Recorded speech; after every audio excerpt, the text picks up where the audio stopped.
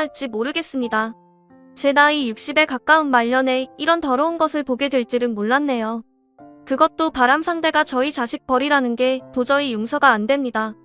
저와 남편은 저희 나이대 사람들이 다 그렇듯 부모님의 소개로 만났어요. 모두 다 가난했던 시기에 저희 역시 평범하게 가난했던 저희 부부는 그렇게 선으로 만나 연애를 얼마 안 하고 금방 결혼하게 되었죠. 남편이 저랑 결혼하고 나서 시작을 하게 된 건 음식 장사였습니다. 그때는 참 먹고 사느라고 정신이 없었습니다. 먹는 장사가 남는 장사라고 하여 시작했던 음식 장사는 정말 치가 떨렸네요. 매일같이 새벽에 일찍 일어나서 시장을 봐오고 하루 반나절을 장사 준비로 보내며 늦은 밤에 달이 뜰 때까지 매일 요리와 설거지를 하다 보면 하루가 훌쩍 갔습니다. 그렇게 꼬박 3년을 단 하루로 쉬어보지 않고 일만 했었네요. 그래도 저희 부부는 나름 손맛이 괜찮았기에 저희 만두 가게에는 매일같이 손님들이 몰려왔었습니다.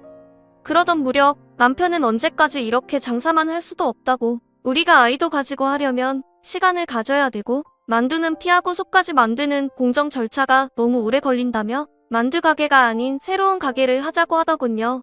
지금은 널리고 널렸지만 그때에는 저희 가게가 거의 최초로 열게 된 경양식 돈가스 집이었습니다. 그때부터 저희 부부가 엄청나게 돈을 모을 수 있었던 계기가 되었습니다.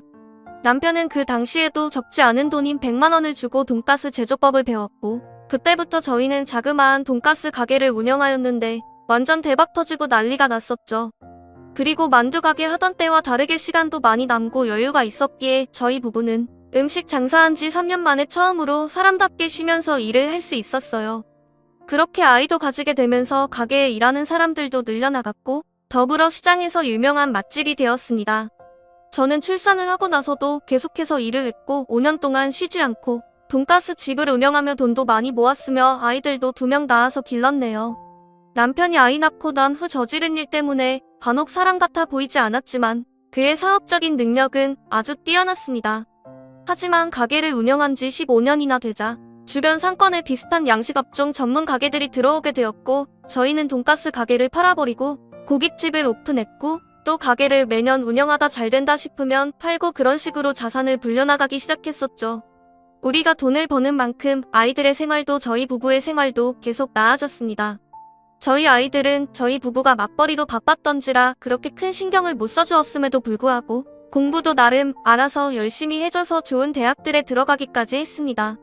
대학 졸업 이후에도 이제는 저희 집안 재정 상황이 자식들을 해외 유학까지 보냈고 돌아와서 끝내 대기업들에 취직을 하여 어느덧 결혼까지 다 했네요. 제 인생 정말 힘들게 살아왔지만 노력한 만큼 잘 풀렸다는 생각도 들었고 정말 인생에 불만은 없었습니다. 남편과의 관계도 나쁘지도 않았었고요. 다만 재산 문제는 저희 부부간의 갈등이 좀 있었습니다. 남편은 돈 관리는 각자 가는 거고 사업하는 남자는 앞일 어떻게 될지 모르기에 돈을 항상 쥐고 있어야 된다며 그렇게 억지스럽게 모은 돈은 남편이 모두 관리하며 꼭 쥐고 있었습니다. 저도 일을 하면서 대략적인 매출이나 순이익을 알고 있었지만 남편 통장에 얼마나 있는지는 정확히 알 수 없었습니다. 그저 남편이 기분 좋을 때 들어주던 보험과 제 명의로 해준 고급 아파트 한 채 정도뿐 그 외에 남편이 주식 투자까지 해서 벌어들인 엄청난 재산들에 대해서는 저에게 따로 조금도 귀뜸을 해주거나 말을 한 번 한 적 없었습니다. 남편은 돈이라면 아주 광적인 집착을 보였습니다. 자기한테 손실이라는 것 자체를 받아들이지 못하는 성격이었고 자식들에게 용돈조차도 엄청나게 인색해했죠. 남편은 자기 어렸을 적 너무 가난하고 없이 살던 사람이라 그런 건가 싶을 정도였고 돈만큼이나 음식 먹을 것에 대한 욕심이 강해서 자식들이랑 식사를 할 때 어린 자식들이 고기 반찬 먹고 싶어 할 때도 본인이 다 먹어버릴 때가 대부분이었죠. 그만큼 자기 것에 대한 욕심이 강했던 남자였지만 그래도 가족에 대한 책임감 또한 강했던지라 자식들 보험이나 학비 이런 것들은 확실하게 책임을 지는 사람이었기에 저도 남편과 재산 공개 문제로 몇 번 다툼을 한 적은 있었지만 그렇게 너 죽고 나 살자 식으로 엄청 싸우는 편은 아니었습니다. 그런 자린고비 같은 남편에게도 정말 친한 친구가 하나 있었습니다. 중학교 때부터 사귀었다는 그 친구는 정말 점잖은 사람이었습니다. 딸아이 10살 때 아내가 교통사고로 사망하고 지금까지 딸아이만 바라보고 살아왔던 그 친구분은 저도 정말 인간적으로 좋아하는 사람이었어요.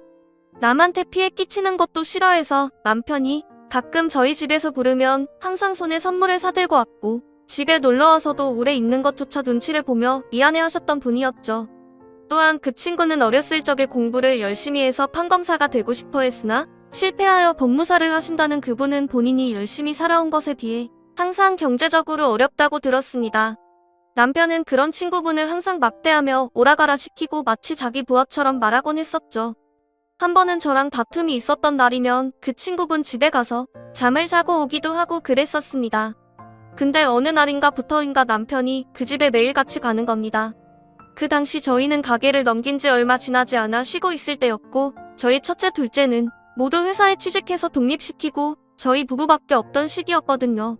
그래서 저는 매번 그 친구분 집에 가는 남편에게 친구는 출근하지 않았냐고, 도대체 그 집에 가서 뭐 하냐고 물어봐도 남편은 저에게 두리뭉실하게 답변을 하며 거기서 친구가 기다린다는 등 이상하게 허둥지둥 말을 돌리더군요. 하지만 남편이 그 이상한 행동의 원인을 드디어 알게 되었습니다. 어느 날 남편 친구가 저희 집에 와서 세상이 다 무너진 표정으로 저에게 말을 하는 겁니다. 제가 재수 씨한테 무슨 말을 어떻게 해야 할지 모르겠네요. 그리고 남편의 친구가 한 말은 정말 충격적이었습니다. 자기 딸과 글쎄 남편이 바람이 났다는 겁니다. 아니, 그게 말이 되는 소리냐고 제가 소리를 질렀더니 남편 친구는 자기가 더 미치겠다는 겁니다. 남편과 평소에 농담 삼아 저희 아들 둘 중에 괜찮은 놈 고르라고 자기 딸이랑 결혼시키겠다며 농담하던 남편이 이렇게 남편 친구 딸의 애인이었을지 상상도 못하겠다고 하는데 증거가 있냐니까? 자기 집에 자주 찾아올 때 우연히 자기 딸과 함께 있는 걸 목격하고 말았답니다. 딸아이가 그전부터 남자가 생긴 건 알고 있었는데 소개시켜달라고 할 때마다 딸은 아직 이르다며 좀 더 확실해지면 소개해준다고 해서 차일피일 미루고 있었는데 그 남자가 세상에 제 남편일 줄은 자기로 상상도 못했다네요.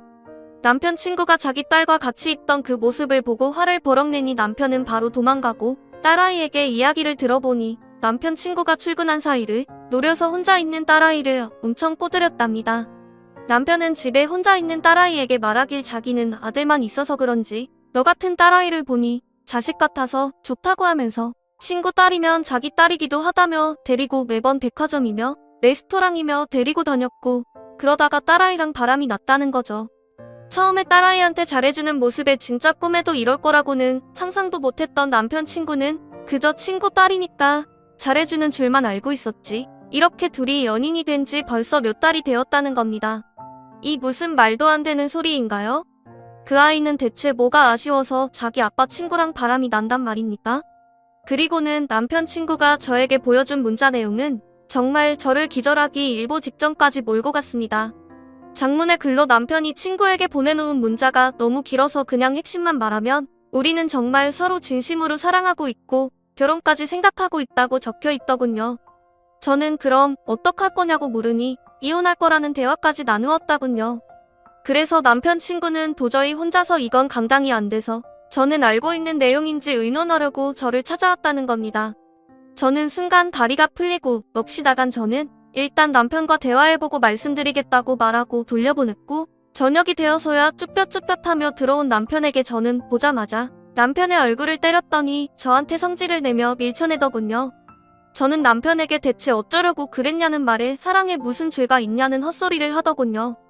제가 그래서 그 어린 것이 정말 당신 같은 늑다리를 좋아해서 그런 것 같냐고, 아마도 돈에 넘어간 거 아니겠냐고, 다른 사람도 아니고 당신 절친한 친구의 딸이라고, 그 죄를 도대체 어떻게 갚을 거냐고 했더니 자기는 전부 다 감당할 수 있다네요. 정말 저렇게 말하는 남편이 꼴도 보기 싫었고 저는 그래서 남편에게 이혼할 거라니까 남편은 자기가 바라던 바라고 말하더군요. 그러면서 저한테 꺼낸 말이 3억을 줄 테니까 깔끔하게 하게 이혼하자는 겁니다. 어처구니가 없더군요. 당신 재산이 얼만데 겨우 그거 주냐고 하니까 그냥 이 돈 3억 원이랑 전에 제 명의로 해준 집이 있으니 그거 들고 가라네요.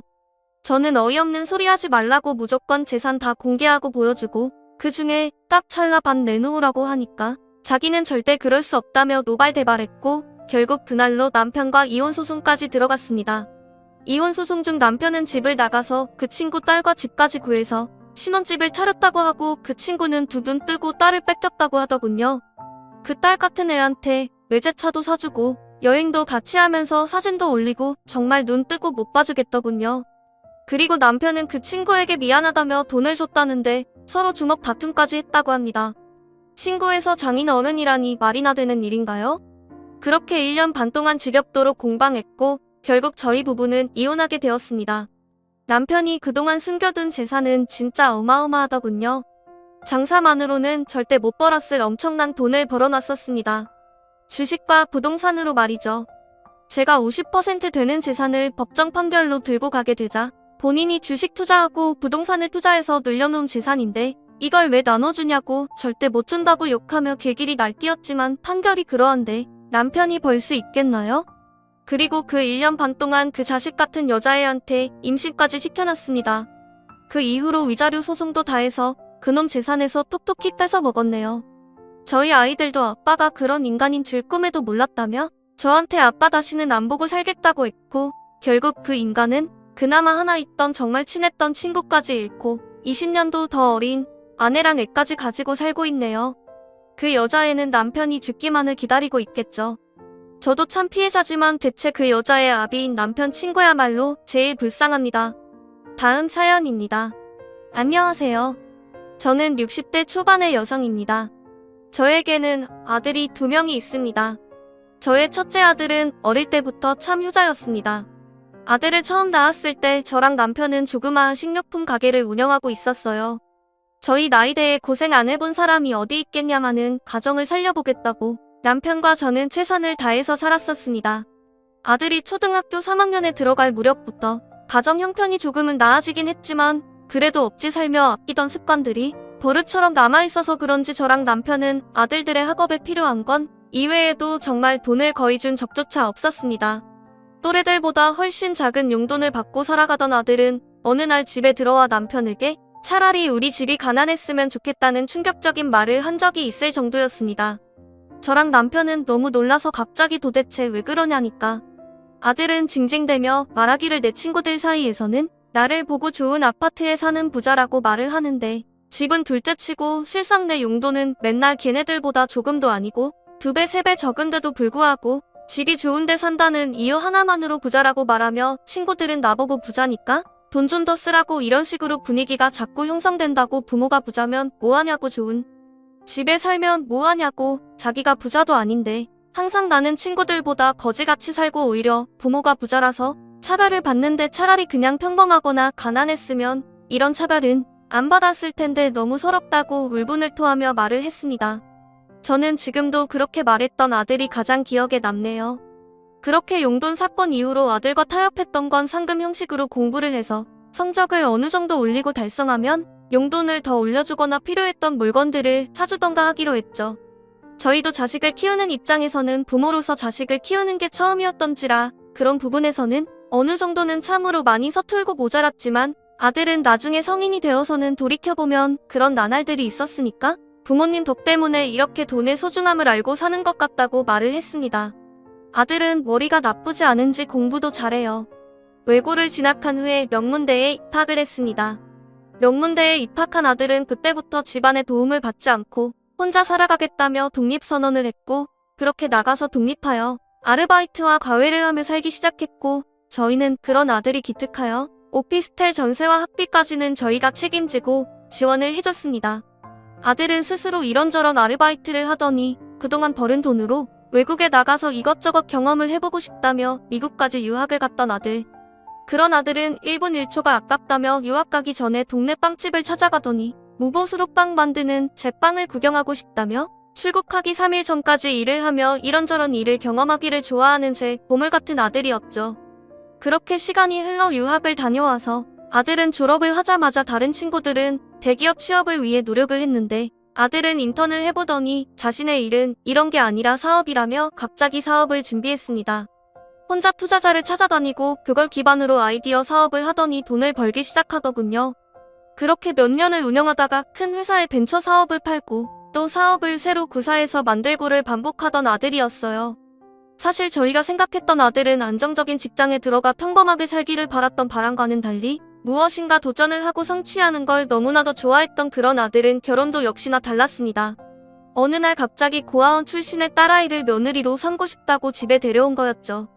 그 전까지는 20살 이후로 아들은 뭐든지 알아서 척척하던 터라 저희는 그저 아들이 뭘 하든 믿어준다 했기에 부모된 마음에서 고아의 며느리는 진짜 차마 쉽게 허락이라는 말이 떨어지지가 않더군요. 며느리는 아들 회사의 경리라고 하더군요. 그것도 대학도 안 나온 고졸 출신이었습니다. 저희 남편은 더 난리가 나서 대체 내가 뭐가 부족해서 이러냐고 좋게 탄러도 받지만 아들은 오히려 처가댁이 없으니까 신경 안 써도 되고 돈이야 자기가 벌면 되고 며느리가 진짜 똑똑한 여자라며 돈도 없고 기회가 없어서 대학을 못 갔을 뿐이지 자기보다 똑똑하면 똑똑하지 정말 모자란 여자가 절대 아니라며 저희에게 엄청 강력하게 어필하며 이야기를 하더군요. 사실 아들이 명문대를 나와 한순간에 망할지도 모르는 사업을 하는데 아들의 성격은 자신의 뭔가에 꽂히면 절대적으로 그걸 꼭 해야 직성이 풀리는 스타일이라서 그런 아들의 눈빛을 보고는 사실상 결혼을 허락할 수밖에 없었습니다. 정말 그걸 막아섰다가는 아들이 정말 어디로 튈지 모른다는 불안감도 있었을 뿐더러 여태까지 아들이 선택을 해왔던 게 잘못된 적이 없었기 때문에 허락을 했었죠. 그렇게 저희는 마지못해 아들의 결혼식을 허락했고 아들과 며느리는 그렇게 결혼해서 살았습니다만 그 결혼 생활이 채 1년 반도 되지 못해서 아들은 급작스러운 교통사고를 당하고 맙니다.